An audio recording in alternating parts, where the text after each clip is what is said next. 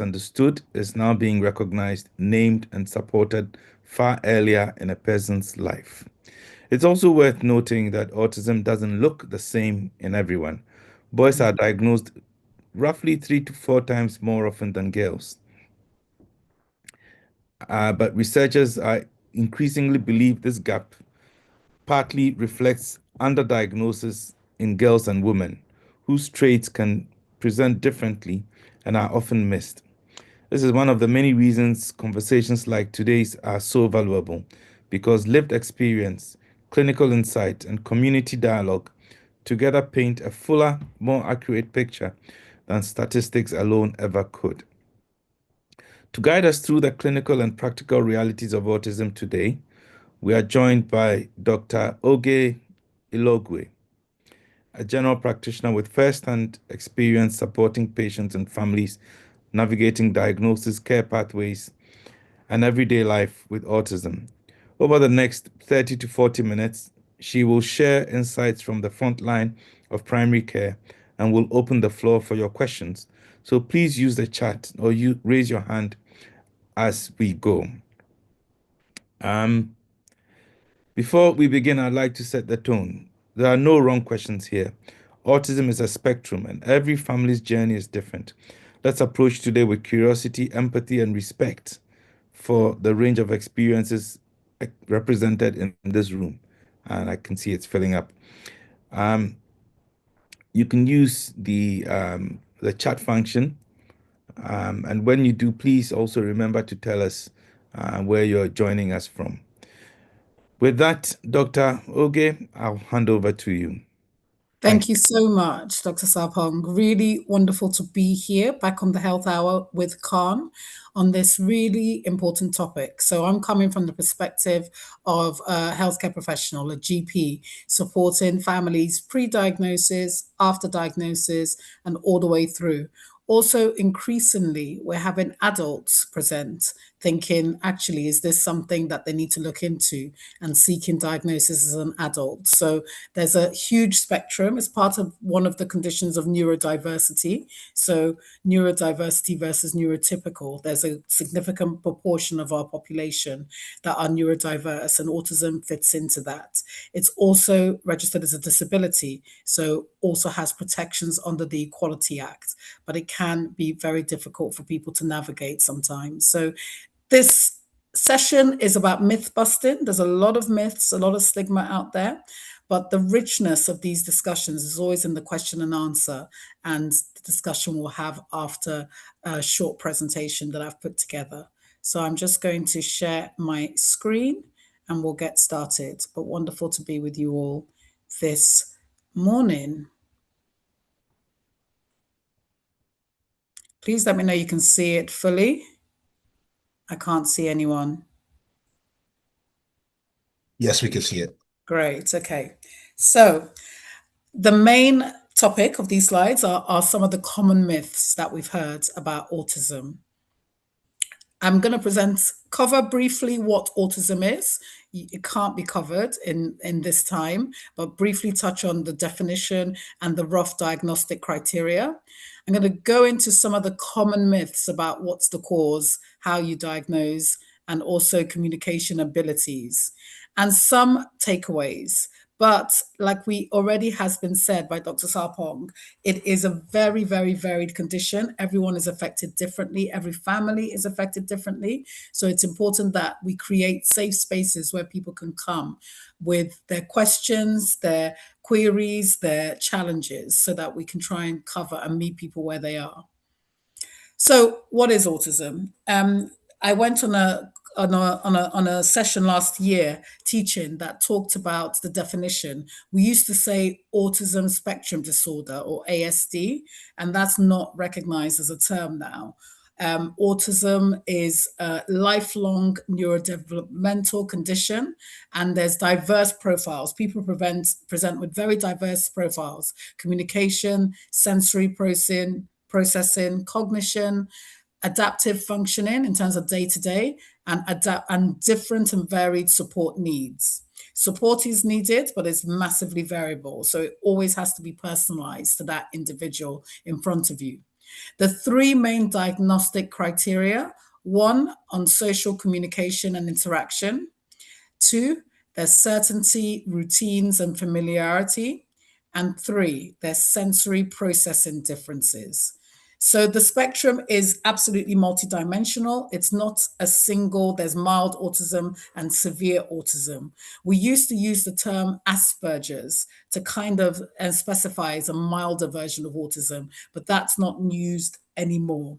So we also we prefer autism or autistic spectrum condition. So it just shows that it is a spectrum, and again, you have to personalize that care and support to the individual in front of you. The support needs can change with age, environment, health, stress, and also what is access to adjustments. There should be adjustments in school. Children should have educational support plans. SEND should be there to support. There should be also adjustments if you're at work, adjustments if you attend GP appointments or hospital appointments. So, but the access can be variable and very much hit and miss at times. So we all need to be better, even as healthcare professionals, at making those adjustments. An assessment should cover the whole developmental pattern. So it's not just about one thing that a child or an adult does, it's the whole pattern. And part of the assessment absolutely dates right back to childhood if you're going to be diagnosed as an adult. If you are diagnosed as a child, people may see behaviors emerge in about 18 months, 2 years, but you can't like label people early, and the official diagnosis is usually made if you're going to make it early between 3 and 5 years old, and it's done by a developmental pediatric multidisciplinary team.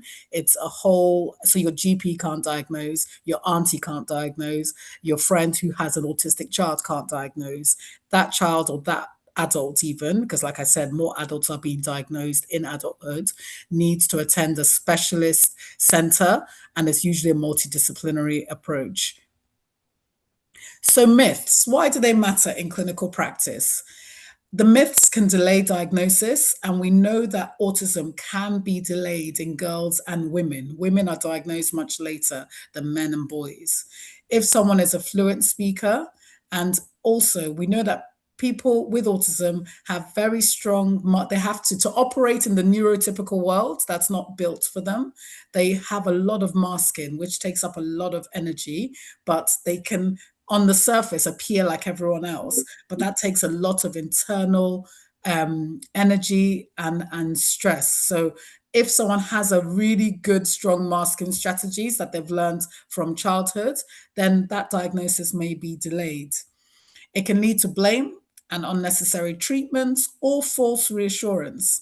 And clinicians, so this is us calling us out, we all have to be accountable. We can also miss co occurring conditions such as anxiety, depression, ADHD, sleep problems, epilepsy. All these can exist in parallel, but it doesn't mean that it's just one thing. People can have several of these conditions all at once. So, good care, we need to communicate and repeat the communication, do it in different means, and also focus on what the person can do and what do they need. That personalized care is really important. Autonomy is crucial. How does that person want to be addressed? What does that person want to be able to do? Ask and check and recheck in. And also making sure people are safe and are able to thrive and have a good quality of life. So I'm a vaccine clinical advisor. I'm a GP, so I vaccinate children and adults. So I have to address that big elephant in the room. I hear it every week in my practice that people are really worried about vaccines causing autism. There's a lot of information out there. It's overwhelming, it's stressful. And since COVID, we've had a plethora of even more anti vaccine propaganda in the media. And I understand it. People want the best for their family and their children. Absolutely. All medications and vaccines can cause side effects, but we have categorically looked at the evidence. We have to base things on population health and a risk benefit balance. So we've had large studies that don't show a link between vaccines and autism. So in particular, the MMR, the measles, mumps, rubella, we've now added varicella, which protects against chickenpox. So it's the MMRV. That's the one people really worry about with autism. And the original paper that was published about it was removed. And we've had many papers since then not showing a link. But ultimately, because where there's a gap in knowledge, people fill it with different information. So we don't actually know the cause of autism. We know it has strong genetic, other basis. There may be something in the environment, but we don't actually know. We do know that there's no link between vaccines. We vaccinate millions of children. It's one of the strongest public health measures to protect against some really horrible, nasty infections. So we haven't found a link between vaccines and autism. Another myth is that autism is caused because you're bad parents, you're spoiling that child, poor attachment from early childhood or that baby period, or as our people will say, we are Africans and Caribbeans in the room, witchcraft. And we know that the reality is that we don't know all the reasons why someone develops autism and someone else hasn't. There is a strong genetic neurodevelopmental basis, but parenting cannot cause it. You did not do anything, wrong. It isn't about bad parenting, good parenting, soft parenting, harsh parenting. It's not about that at all. And it's not your village people. So we need to debunk that myth of witchcraft, village people causing this issue with your child who may be facing a diagnosis of autism. So, diet. Some people think that diet can cause it or it can cure it. Like I said, there's lots of overlap. A child can have celiac disease, which is an intolerance to gluten. They can have severe food allergies and intolerances, but it doesn't, and it can make things appear better, like sleep and other symptoms. But no diet has been shown to cause or cure autism. So we need to treat those conditions. If you have a deficiency, an allergy, an intolerance, or any nutritional deficiencies, I always find a way to bring in vitamin D for our people in these talks. We all should be in vitamin D. We've had a beautiful hot summer, but winter is coming. So we should all be on supplements and giving our children supplements as well. But no vitamin, no nutritional, no one diet can fix it. And again, remember, it's varied in different people. So you have to really look at the individual in front of you. But diet cannot cause or cure autism. And people think that autism, like I said, it goes back to that previous definition of a disorder. It's a mental illness that should be cured. And it's not. It can co-occur with mental health conditions like anxiety, depression, even the more serious, severe illnesses like bipolar or schizophrenia. They can all co-occur, but we should identify and treat each in their own right, even if it's present in an autistic person. So there's a myth that children will grow out of it. They will develop and will become like everyone else. And in reality, it's a lifelong condition. Presentation support needs may change with age and with learning to adapt, with learning those strategies, because you are operating in a neurotypical environment as well. Masking and which environment you're in also depends on that support, which is one of the reasons we're doing this talk, because we want to highlight the importance of that wraparound support throughout that person's journey of life. So it's not a childhood condition. It can be recognized in adolescence. We're having more adults go back and think about their childhood and get a diagnosis in adulthood as well. So you can you can go to work, have marriage, have children, and people are being diagnosed later and later. So nothing rules out autism, and it's not just the diagnosis of childhood. It is not just a condition that exists in children. So the idea that all autistic people have an intellectual disability, learning disability is a separate condition. And of course, you can have both together. But again, there's a wide range in that, and it needs a separate assessment. And also ADHD, a lot of people overlap. And there's a common thread of people can be autistic and have ADHD, but you can be autistic without ADHD. You can have ADHD without autism. You can have a learning disability and autism, or both without. So it's important that they're all diagnosed and assessed on their own right. But of course, it can coexist. That's why people don't fit into neat boxes and neat diagnostic boxes as well. There's a myth that all autistic people are geniuses or very good in one area, savants. And that happens in the minority. That's why the term Asperger's is not as commonly used. You may have exceptional skill and focus in one area, but it doesn't remove you may need support in others.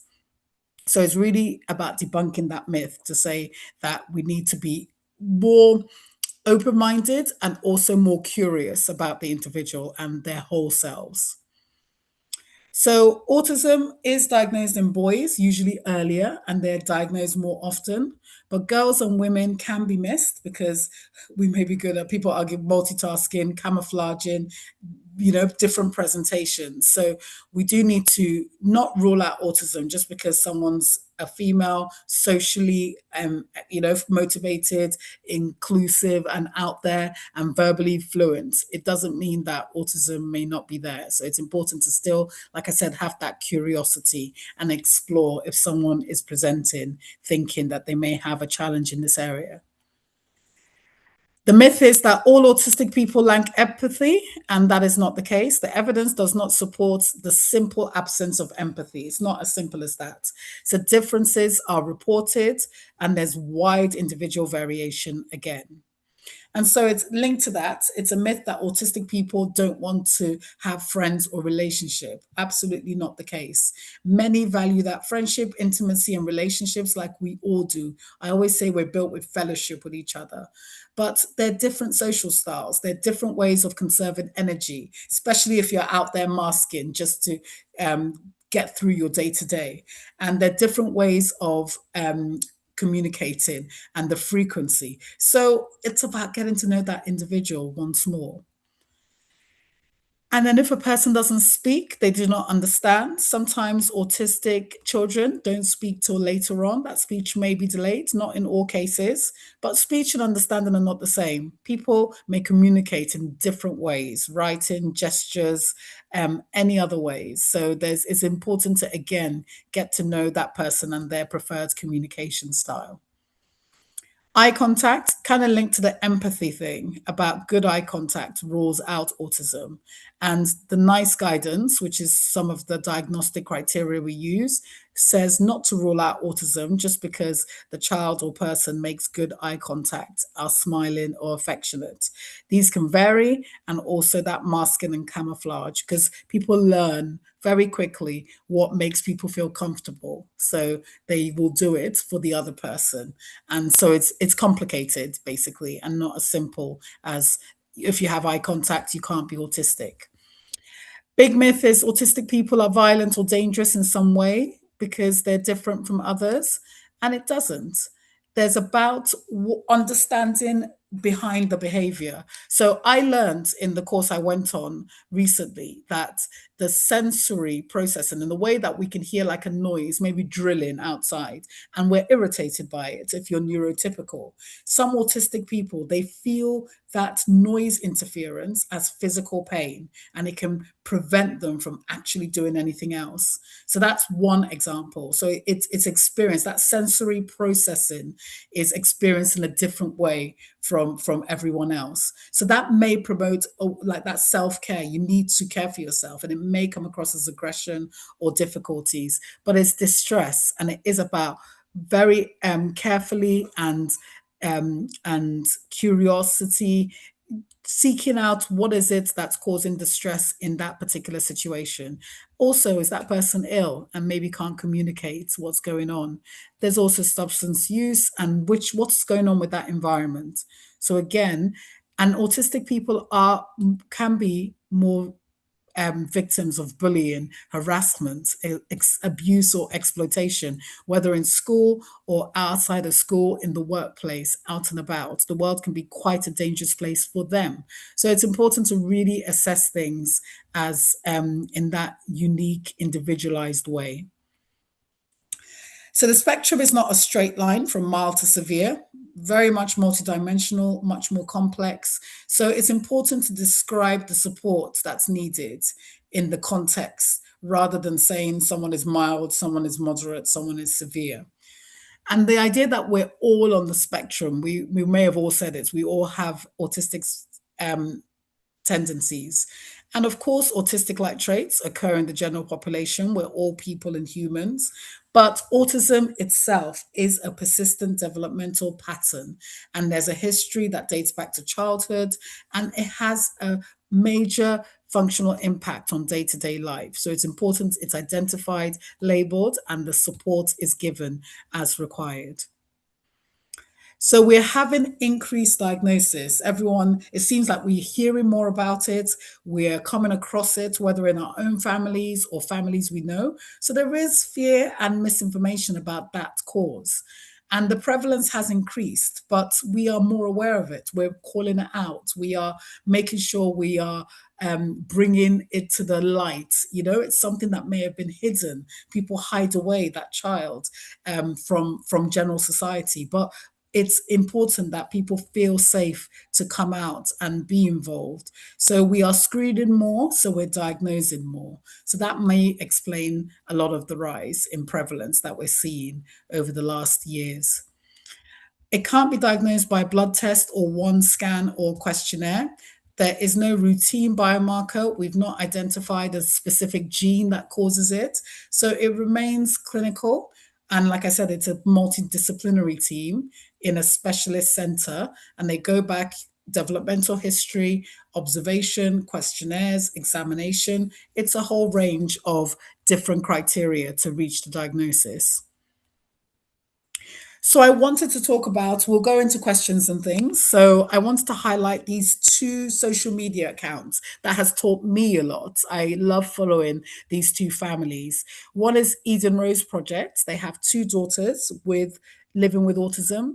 So Eden Rose's story offers that glimpse into her individualities, abilities, and the challenges in the wider family context. And her younger sister is autistic too. And raising Kevin.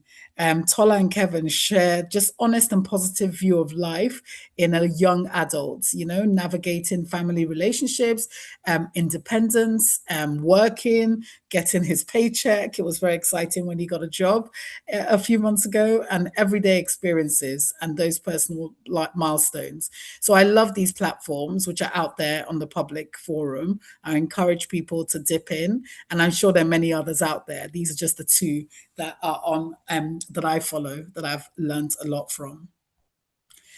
So, some of my final takeaways as I open up to some questions and discussion. So, we can't be replacing one stereotype with another.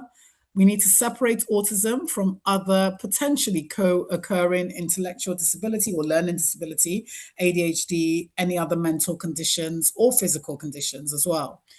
We can't look at if someone is so called well spoken. What does that mean anyway? If they make eye contact, if they're employed, or academic achievement, oh, it can't be, or it must be. We can't assume. Don't ever assume. And we can't think that if someone is non-speaking or non-verbal, that they must need extra lots of support. Again, it's a very individualized, personalized approach and checking in constantly with that person and their families about what support is actually needed. And the whole picture, I always talk about we are whole people. We're not just one organ. That's why I love general practice. We approach things from a holistic viewpoint. So look at the whole picture and assess that individual's actual support needs, not assumption of what is needed by the population with autism at large. And I just wanted to end with this. It's been a really rough couple of weeks. We've seen the just horrible situation that happened with Professor Jason Arde, the media witch hunt we saw, the poor representation, the racism, let's just call it out as it is. And any Black academic, any family with a member with autism, it's been particularly hard wearing these last few weeks, sorry. sincere condolences to Professor Jason Arday's family and friends. There was a very moving, I saw the pictures, wasn't able to make it, vigil in Trafalgar Square last week. And I came across this page called Everything Good about Jason Arday. And it's students and different people that knew him in person. They're changing the narrative of some of the terrible things we saw online of who he actually was.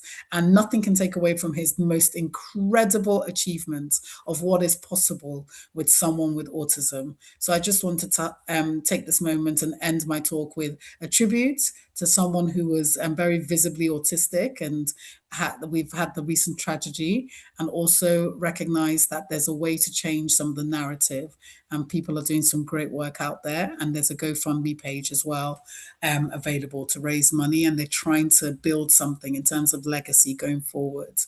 Rest in perfect peace and power, Professor Ade. Thank you for listening, and really looking forward to your questions and the discussion we can have. We probably have 10 or 15 minutes for this now. Thank you.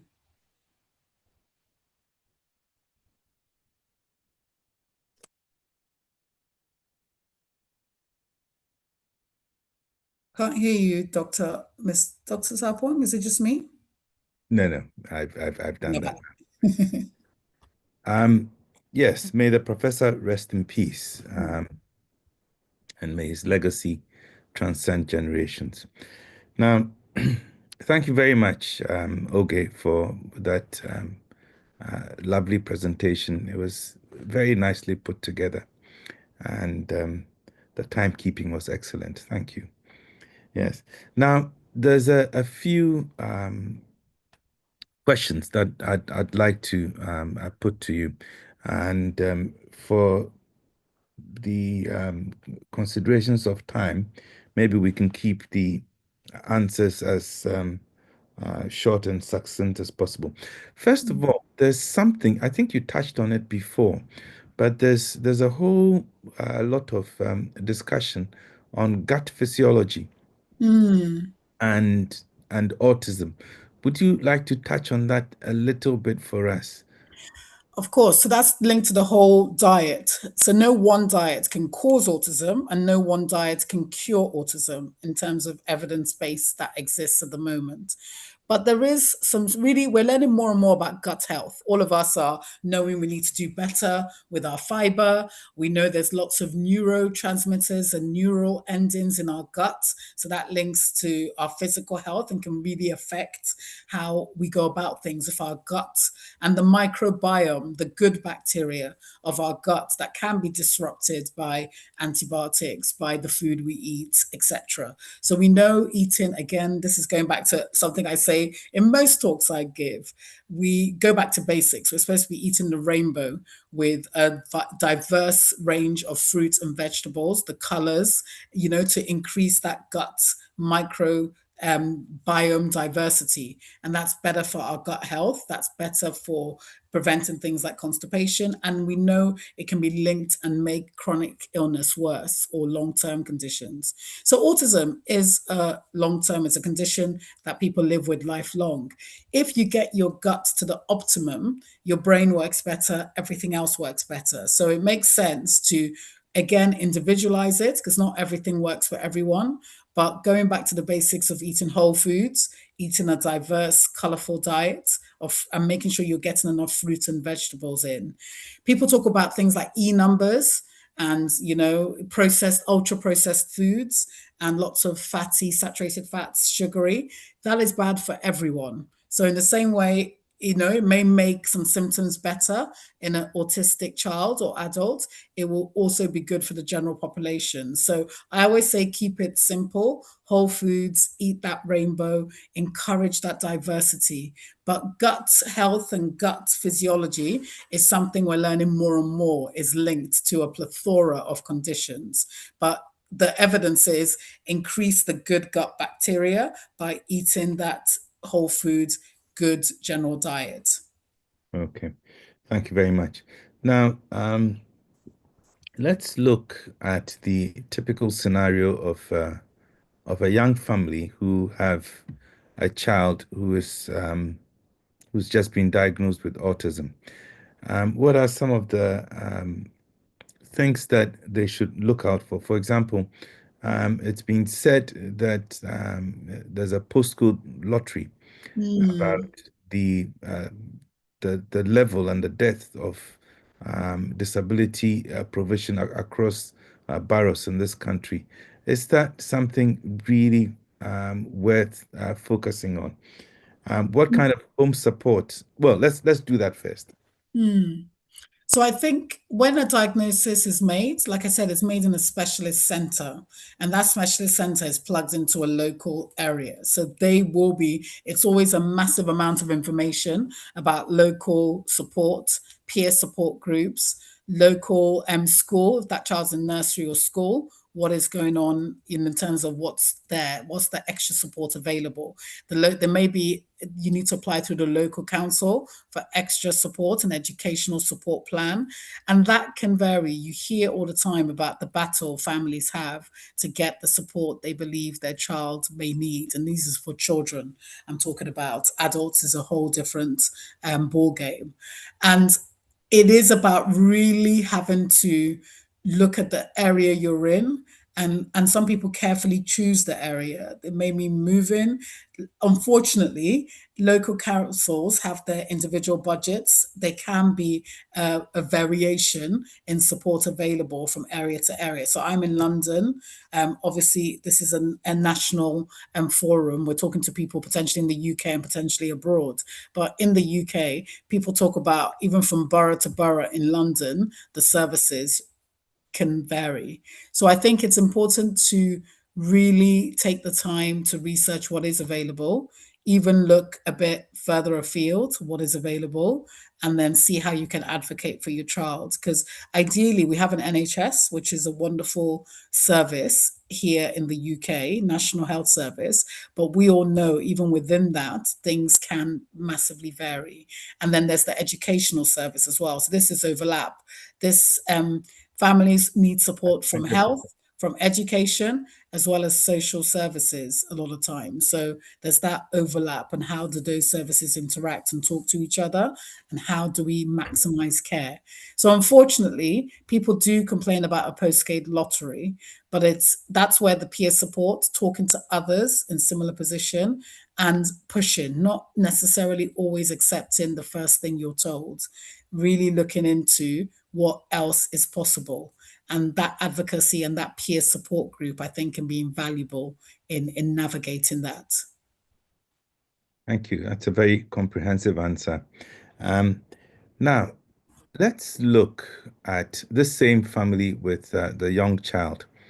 How would you advise families or parents or brothers, sisters, peers to relate to an autistic person? Um, what sort of um, uh, um, tips would you give for nurturing this autistic person and getting them to lead their best life? What are some of the common things that we um, do when we interact between ourselves that we should be mindful of, or perhaps even avoid when we deal with autistic people? So I touched about it on it a little bit. There's so many stereotypes and so much misinformation. So culturally as well, because again, we're talking to the whole point of health hour. We're talking to a Caribbean and African population and community. So I think bringing it out to the light, there can be so much fear and also worry about what could be causing it. You know, it's not the devil, it's not witchcraft, and people want it prayed away, so it goes away. I think it's accepting that child in front of you for who they are, knowing that they're, wonderfully and fearfully made. For those of us with faith, will know that Bible passage. And accepting that child in front of you for exactly who they are and their idiosyncrasies and nuances. We all have personality variations, but autism is different. It can present with a unique set of challenges and misunderstandings. But I think it's taking the time to accept that child for exactly who she is in front of you, and then learn what it is, how they approach things.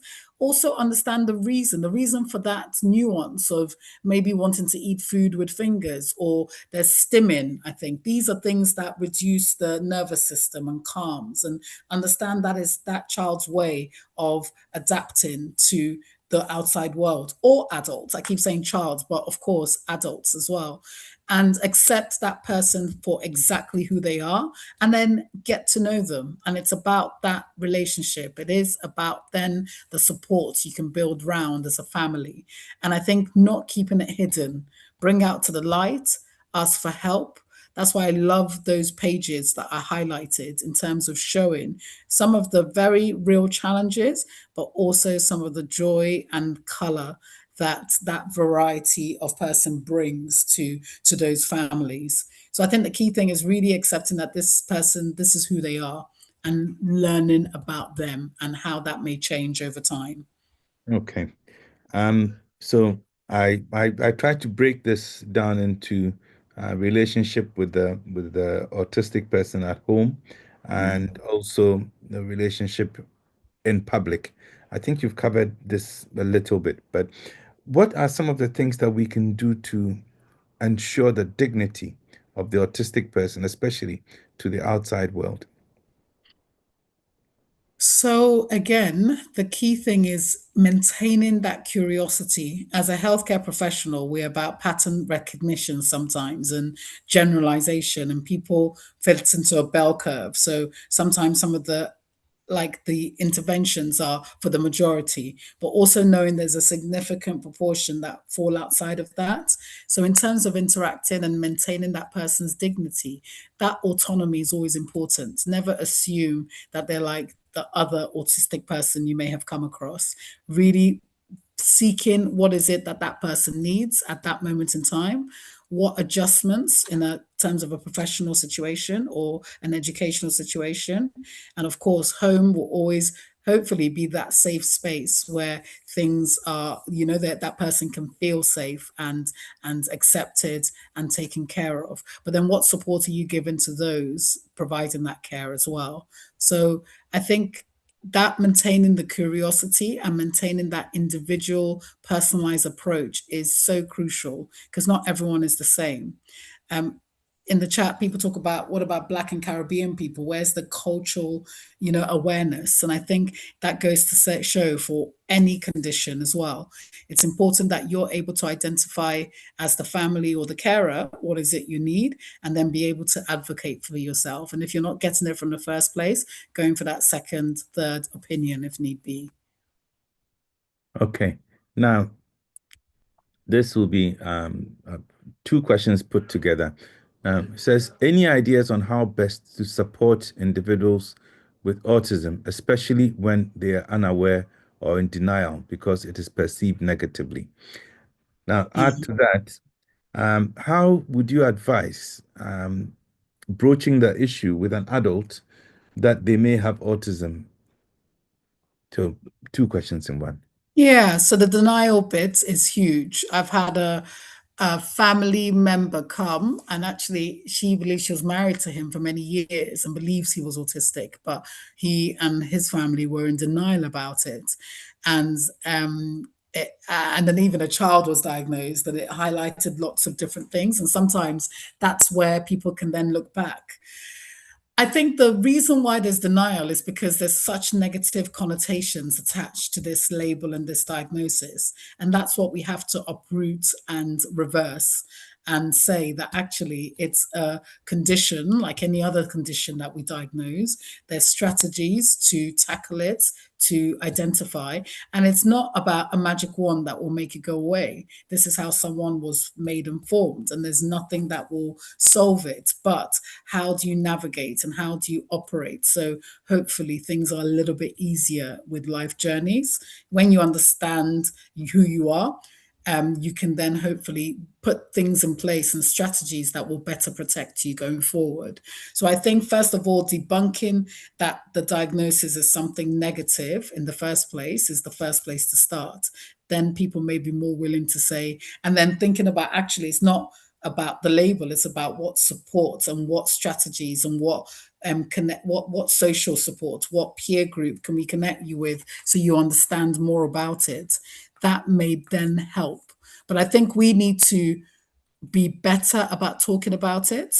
Like I said, bringing out our experiences out to the light, because you'll be surprised how many families are living out there with someone with autism in their families, but they may have kept it hidden or trying to protect things for fear of it being perceived negatively, and also the misunderstanding of certain behaviors as well. So when we bring these things out to the light, it normalizes it more, and people are able to then feel safer coming out and accepting these diagnoses and conditions. Okay. Um, Thank you. Um, Now, this person says their son was diagnosed with ADHD and speech delay. What are Mhm. the various tests that can be done to test for leaky gut? Leaky gut. So it's going back to the diet and the Going fact that back to it's, the diet, yes. yeah, diet and physical. Leaky gut is a term that we're seeing more and more. People think it's about, we hear about microplastics, we hear about this thing that causes inflammation, we hear about all these toxins in our food and environment. I mean, you can even, I always say, oh, we can't wrap ourselves up in bubble wrap, but bubble wrap is problematic because there's the microplastics. So it comes a point where you can be so overwhelmed by all the stuff out there about gut health, about diet, about inflammation, about toxins, that you are almost inert. You're moved to stagnation. And I always say, let's go back to we're living in urban environments. We're in the modern world. I always say we should all be back in our villages growing our own vegetables and fruits and rearing our cattle, but we're not. We're in the UK, we're in urban environments where we're reliant on the food industry, we're reliant on the supermarket or the shop down the road.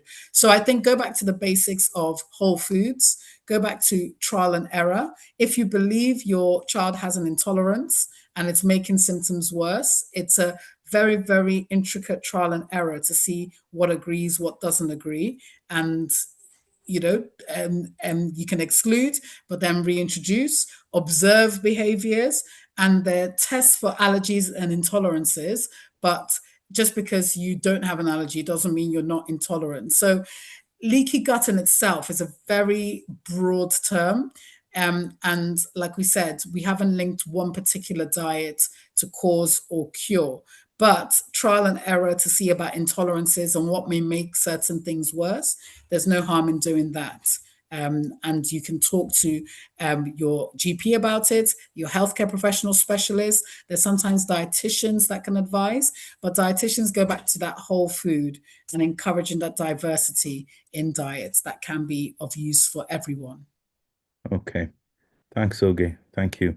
Now, there's a couple of questions coming, and then there's a really big one, which um, I suspect when it comes, will contain a few things that you've spoken about already, so we can use that as a summary. But very quickly, is there enough support out there for Black and Caribbean people with autism? How are the NHS supporting these services to suit Black families? Are doctors culturally aware of Black people's health issues? So that's a huge question. And the short answer is no. There's not enough support. No, the NHS isn't doing enough to support services to suit Black families specifically. And no, most doctors are not culturally aware. But that is why CARN, exists, the Caribbean African Health Network. It is what we are trying to do. This is the bread and butter.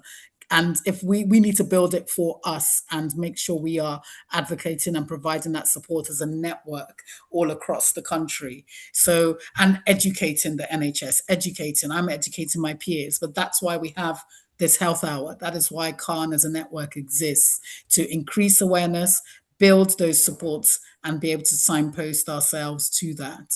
But also, we need to build it for ourselves too, which I is what couldn't we've been doing. I couldn't have put it better myself. Thank you very much. Now, what guidance or good practice should be employed, particularly during early development years with various agencies that may disregard autism but seek to dismiss neurodivergence presenting in Black children as behavioral problems? Absolutely. And it's a real issue, the stereotype Yes. of bad parenting or just bad behavior and not being curious enough, not looking behind as well. So I think it is, again, that awareness, that self advocacy, that getting another opinion. And it isn't about, throwing toys out of the pram, as it were, but knowing, as a parent, that something is awry or something's not quite there or something, the struggles that you may be having. So it is continuing banging at that door, as it were, with advocacy and getting that other opinion and really separating it in. We can't get away from the fact that we are in a minority, and sometimes here racism will overlap with some of these other issues, and it can be harder to get that diagnosis. It can be harder to get that support once the diagnosis is in place. But again, that is where advocating, really plugging into some of those peer supports to get the information and awareness and get that second or third, fourth opinion if needs be, and doing your research into what is available in your particular area becomes really crucial. Okay. Now, this is the final one, and I'll have to read it out. Um, my son's teacher keeps saying he's just naughty and disruptive. How Mm, do I know if it's behavior or if it's autism they are missing? There's still a lot of shame around this in our community. yeah, Older relatives say autism is, quote, white people's thing, unquote, or that it's down to bad parenting. How do I even start that conversation at home? I've heard girls get missed all the time. My daughter copes at school, but falls apart the minute she gets home. Could mm, that be a sign, or am I reading too much into it? I think I might be autistic myself, but I'm a grown woman in my 40s. Is there even any point of getting assessed at my age? We asked the GP for a referral, and it feels like we've been waiting forever. Is there anything we can do actually, we anything we can actually do while we're stuck on the waiting list? yeah. Once you get a diagnosis, what changes? I don't want my child labeled and treated differently for the rest of their life. Now, there's quite a lot in here. If, as you There go, is. you think you've missed anything, just ask me and I'll set you straight. Thank you so much for those questions and being so open and vulnerable.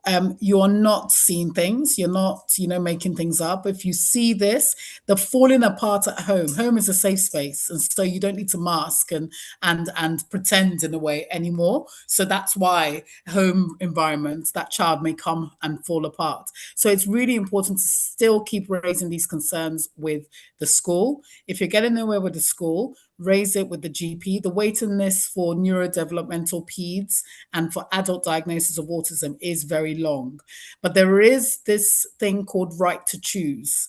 And there's a list of right to choose. They're private providers, but they provide assessments on the NHS. So there's a whole list that are NHS approved, and you can ask that from your GP and they can't refuse it. So that may mean a quicker diagnosis and assessment and diagnosis.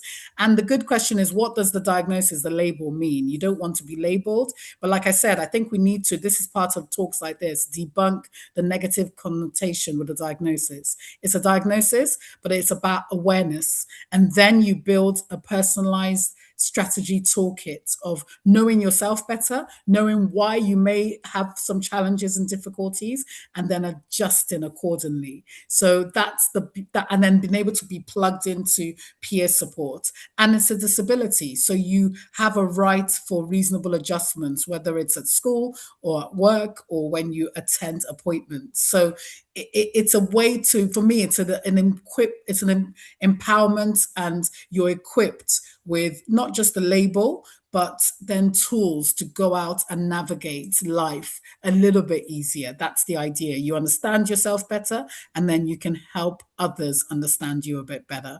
That's the beauty of a diagnosis, even in later life. I have a friend that was diagnosed in her late 40s, and it's been revolutionary in a way that she approaches life as such, and it's been also revealing some of the struggles that could have happened before. So it's really important important, I think, to if it's important for you to get the diagnosis, it's not just the label, it's then a strategy and a toolkit to then navigate and hopefully make the path a little bit easier going forward and increase awareness around you. Thank you. Thank you, Oge. I think there's just one more that's popped up. Um, does high heat weather affect some autistic people, especially with what we had in the UK recently? I'd say yes, it can affect anyone with any condition. But again, it's about it won't be everyone. You can't tie everyone with the same brush. It will be individualized. But high heat, dehydration, exacerbation of other conditions, all these can affect behavior and ability to cope on a day-to-day basis. So I would say yes, extremes of anything, whether it's temperature or weather, etc., or illness, other illness can affect behaviors potentially. But again, it's an individual thing. Not everyone will be affected the same way. Right. Okay. Thank you very much. I think we've run out of questions. And thank you for the experts and um, uh, the empathy with which you've answered all of these questions. I personally would like to ask you for a copy of your slides, and Mhm. I suspect there may be many people who would be interested as well. So maybe it might be something you might consider making available to CAN for dissemination. And I think it's a topic that we need to explore a lot more together as a, calm community. So hopefully we will hear from other speakers on this topic and also people with I more, also, yes, yeah, with I also like the bit you put in, perhaps unrelated, but about how we should all support CAN mm, in the ways that we can. I don't think we have supported CAN enough historically, but maybe we should all think about what we can do to mm. to support the work of CAN. Thank you very, very much, Doctor. We're very grateful for your presence and your time, your dedication. And at this stage, I think I will pass on to our friend Peace to close for us this morning. Thank you. Thank you very much, everyone, for attending. Thank you. Thank you very much, Dr. Sapon, and thank you very much, Dr. Oge. I think you did very well hosting Dr. Sapon. Thank you very much. And Dr. Oge, I really appreciated your presentation and how the insights you provided in, the question answering. So thank you very much, both, and thank you very much to our audience who stayed with us. I believe that you've benefited from the presentation today, the engagement, and the questions that was asked. And I hope that for those of you who asked questions, you found answers based on what the insights Dr. Oge shared. So before we let you go, I will be sharing my screen just to share some announcements and updates here at CAN. Just bear with me.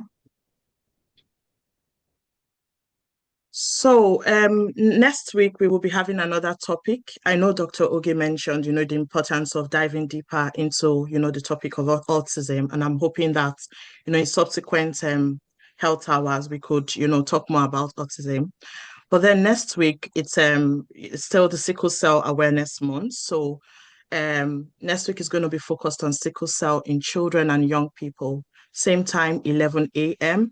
And then we have Dr. Sama as our guest speaker, and Fumi Vanessa, who would be, providing insights into that topic. So feel free to dial in at 11 a.m. and invite a friend, invite your family members as well to benefit from, the insights that, these professionals provide to us on every Saturday. So on the next slide, sorry. Yeah, so we have the Black History Month recognition evening coming up in October. And so nominations are now open. And this is an opportunity for everyone to, show appreciation, give a shout out to people in the community who have, made significant impact and difference in our society. So there are 11 categories that you could nominate from here on my screen, from equity to, equity initiatives, VCFSC, collaboration, academic partnership, young change makers, community leadership and empowerment, culture, arts and well-being, innovation and equity, volunteers' contribution. So when you look at these different categories, who comes to mind, which organization comes to mind, which group comes to mind, which individual comes to mind, here is the time to give them a shout out. You could scan the QR code to nominate them, or for more information, email us at events@can.org.uk. And then we have the Black History Month Civic Lunch. So it belongs to everybody, all of us. And the Civic Lunch is where Greater Manchester comes together to open the months, to open the Black History Month, celebrate our heritage and honor the contributions shaping city and nations today. So it's taking place on Thursday, the 24th of September, 2026. So I employ everyone to be in attendance, and please invite, friends and family. So please save the date, 24th of September, 2026. And here is another brilliant one. So for those who want to do something related to Black History Month, but you feel like, you don't have the resources available to, execute whatever initiative you have. This is an opportunity, to turn your ideas into reality. So there is a micro grant, community micro grant available, and you can get up to £500 for Greater Manchester Black History Month. So whether it's a Black-led group, a grassroots collective cultural organization, maybe a youth initiative, or a young people's group.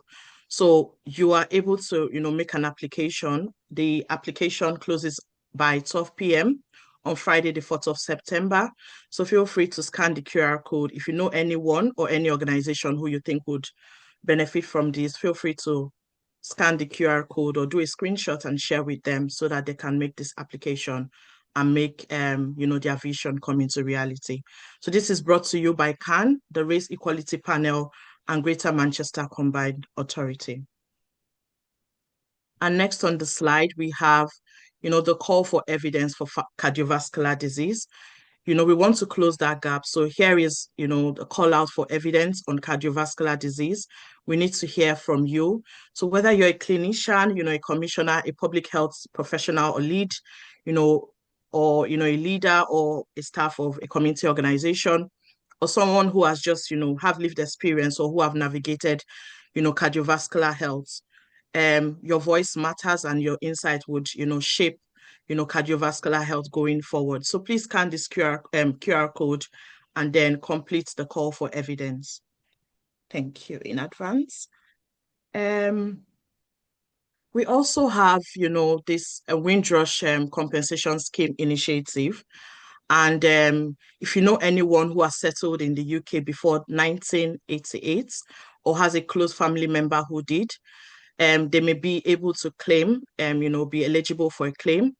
And we have, CAN has a free confidential, is offering this for free, and we have confidential advocates who are able to help across the Northwest. So it's not just limited to Manchester, it's across the Northwest, and you have advocates who will be able to explain the process of, the claim, what it's about in plain English, gather the evidence that you have, and support you to complete the claim form. And then you're able to progress to the next step. And all this is at no cost. We're not charging you for anything. It's all for free. To know more about this initiative, please contact Christina Oshola at the number written on the screen, or email us at advocacy@can.org.uk to get the expression of interest form so that you can make a claim for yourself or someone. And finally, we have one of our initiatives called Safe Steps to Find My Sexual Health. And it's more about testing. It's about feeling understood, respected, and supported It brings confidential sexual health services into community spaces across Lambeth, Southwark, and Lewisham, where there's testing, free condoms being distributed, self-testing kits being available, and then you have the opportunity to get advice and more in spaces that feel comfortable for you to engage. So for more information, please contact the helpline, our helpline number on 077-100-22382, or email us at advocacy@can.org.uk, or even feel free to scan the QR code. Thank you so much for joining us today. We hope to see you next week. Thank you.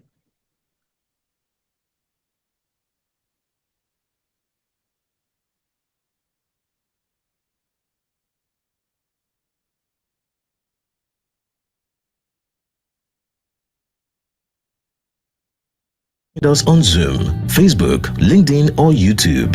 Thank you for making the Health Hour part of your Saturday. We hope today's session gave you the right dose of health wisdom that you can share with your friends and family. When we share knowledge, we strengthen our entire community. Mark your calendar. Next Saturday, same time. Got a topic in mind? We want to hear from you at health@can.org.uk. Health Hour, hosted by the Caribbean and African Health Network.